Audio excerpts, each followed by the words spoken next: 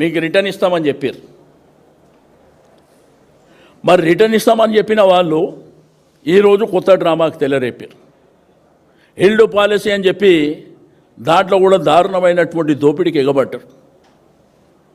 మీకు అసలు యూనిటీ లేదు, మీ గవర్నమెంట్ కాదు, మీ పార్టీలో కూడా యూనిటీ లేదు.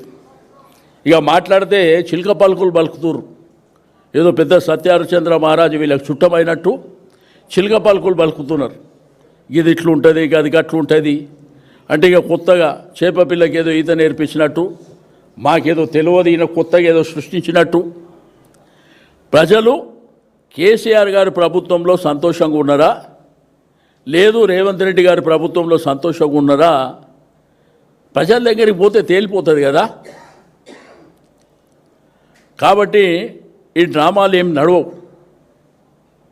శాశ్వతంగా ఎవరేం శాశ్వతం కాదు ఈ భూమి మీద. కానీ ఇక నాకు వచ్చింది అవకాశం కాబట్టి నా ఇష్టారాజ్యం. కేసీఆర్ గారు రాకపోతేనేమో రాలేదంటారు.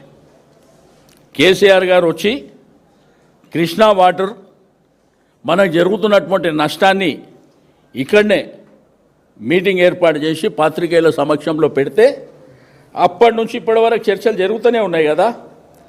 సిడబ్ల్యూసి కమిటీ వేయడం కానివ్వండి, లేకపోతే ముఖ్యమంత్రి గారు ప్రెస్ కాన్ఫరెన్సు, మంత్రులంతా ప్రెస్ కాన్ఫరెన్సు. మరి ఆ భయం లేకపోతే మీరు ఎందుకు మాట్లాడుతారు? కాబట్టి నేను కోరుకునేదల్లా ఒకటే, ఇట్లా ఒకసారి హరీష్ రావు గారు, ఓసారి కేటీఆర్ గారు, దీనివల్ల మీకేమన్నా లాభం అవుతుంది అనుకుంటారేమో. ఏ లాభం జరగదు, తీవ్రమైనటువంటి నష్టం జరగబోతుంది. మేము పద్ధతి గల వ్యక్తులం కాబట్టి డెఫినెట్గా పోతాం, అడిగిన దానికి సమాధానం ఇస్తాం. మీలాగా తప్పించుకొని పారిపోయేటువంటి పార్టీ కాదు మాది. కాబట్టి ఇప్పటికైనా కానీ మీ పార్టీ వాళ్ళు ఆలోచన చేసుకోండి. ఈ డ్రామాలు ఇవన్నీ శాశ్వతంగా ఉండవు. మేము 10 సంవత్సరాలల్లా మీలాగా ఆలోచించుంటే మీరు అసలు అధికారంలోకి వస్తారా? కాబట్టి మేము మా ప్రభుత్వం ఉన్నప్పుడు బాధ్యతగా ఉన్నాం. ప్రభుత్వం బాధ్యతగా పనిచేసింది, ప్రజల కోసం పనిచేసింది. కొత్త కార్యక్రమాలు తీసుకొచ్చినాం. రాష్ట్రంలో రైతాంగమే కాదు, ఇండస్ట్రీస్ కూడా 24 గంటల కరెంటు ఉన్నటువంటి. ఇప్పుడు రెండోది మీకు వరి ధాన్యం, ఆయన ఇరిగేషన్ మినిస్టర్ గారు చెప్తారు ఇది రికార్డ్. దాని రికార్డు కారణం ఎవరు? మీరు ఇచ్చిందా 24 గంటల కరెంటు? నీళ్ళు ఇచ్చింది మీరా? అప్పుడు మేము చేసిందే కదా. మేము రికార్డ్ అని ఆ రోజు కేంద్ర ప్రభుత్వమే అబ్బురపోయే విధంగానే కదా, దాని కంటిన్యూషనే కదా. కొత్తగా నువ్వేమన్నా చేసినావా? కొత్తగా మన చెక్ డ్యాములు కట్టిర్రా? ఏదైనా ఇరిగేషన్ ప్రాజెక్ట్ ఎక్కడన్నా కట్టిర్రా? మరి అద్భుతం జరిగిందని ఎట్లా మాట్లాడతారు? మీరు ఏది చెప్పినా కేసీఆర్ గారు ఫోటో పెట్టుకొని చెప్పుకోవాలి తప్ప మీ సొంతంగా మీ డబ్బా కొట్టుకొని ఇక్కడ ఏం లేదు.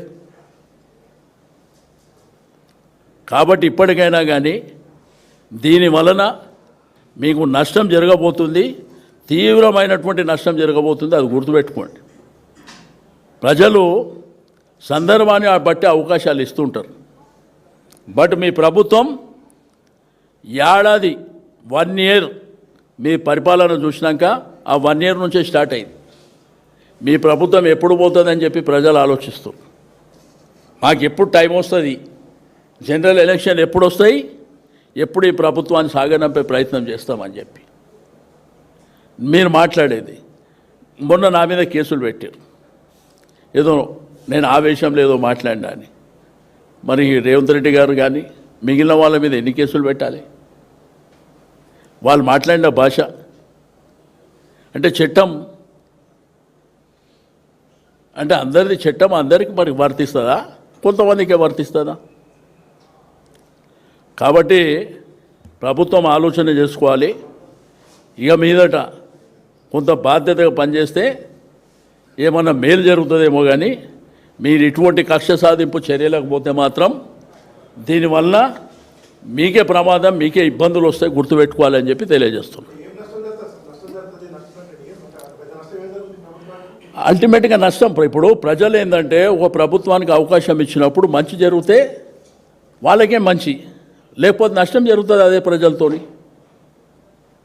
అల్టిమేట్గా అదే ప్రజల్ని మిమ్మల్ని ఇంటికి పంపిస్తారు.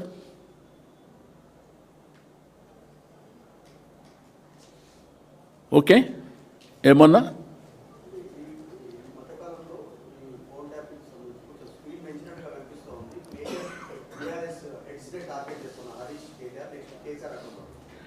ఇప్పుడు ఎవరిని టార్గెట్ చేసినా అల్టిమేట్గా నష్టం జరిగేది వాళ్ళకి. ఇదంతా ప్రభుత్వంలో ఉన్నటువంటి అధికారులది బాధ్యత ఉంటుంది, రాజకీయ నాయకులది ఉండదు.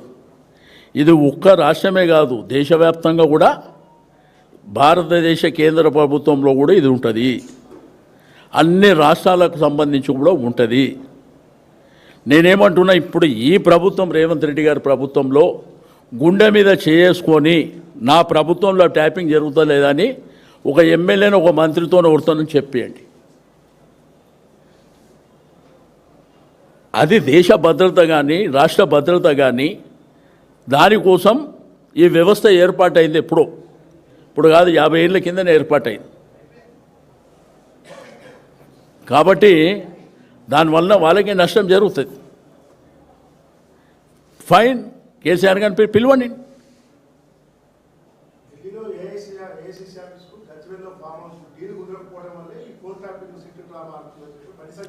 ఇప్పుడు నేనేమంటున్నా, ఏది చెప్పినా కానీ రాజకీయాల కోసం ఏది పడితే అది మాట్లాడగలుగుతాం.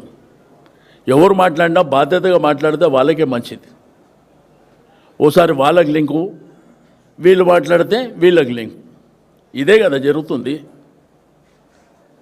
నిజాయితీగా నిబద్ధతతో పనిచేసే వ్యవస్థని ఏర్పాటు చేయండి ఫస్ట్.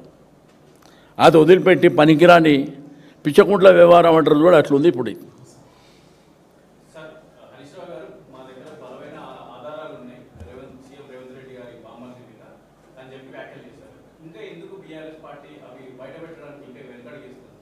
దేనికైనా టైం సందర్భం ఉంటుంది. నేనేమంటున్నా, దేనికైనా సందర్భం ఉంటుంది, అన్నీ బయటకు వస్తాయి. దానికి కూడా ఒక సందర్భం ఉంటుంది. ఆ సందర్భం ప్రకారం స్టెప్ బై స్టెప్ వస్తుంది. కాబట్టి ఏదైనా కానీ టైం వచ్చినప్పుడు అన్నీ జరుగుతాయి.